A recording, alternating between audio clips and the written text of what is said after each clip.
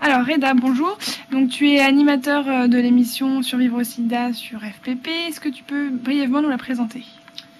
Donc c'est une émission qui depuis 1995 s'adresse aux personnes séropositives et ceux qui les aiment.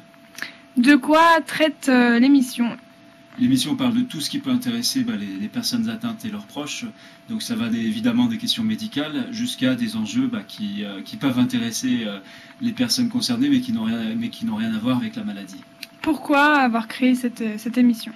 Parce qu'en 95, quand je commence, c'est un tournant dans l'épidémie et à l'époque, il n'y a rien pour le public de l'immigration, de la banlieue, qui est pourtant sur le front de la maladie. Il y a plein de publications qui s'adressent à une frange de la population, aux gays, mais pour le reste, il n'y a pas grand-chose.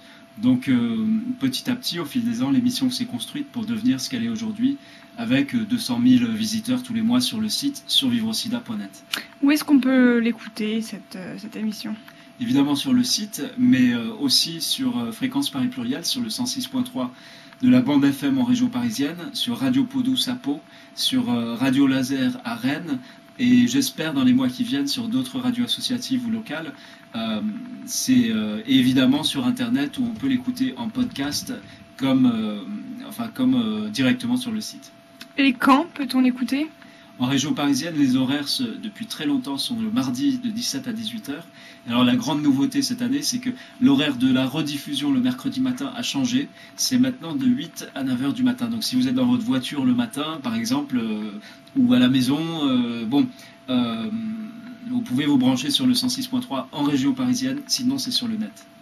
Un dernier mot?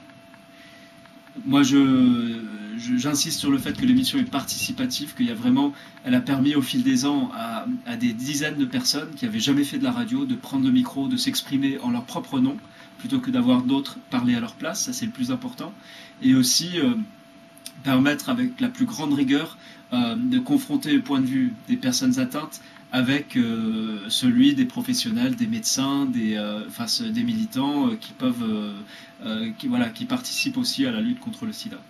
Merci.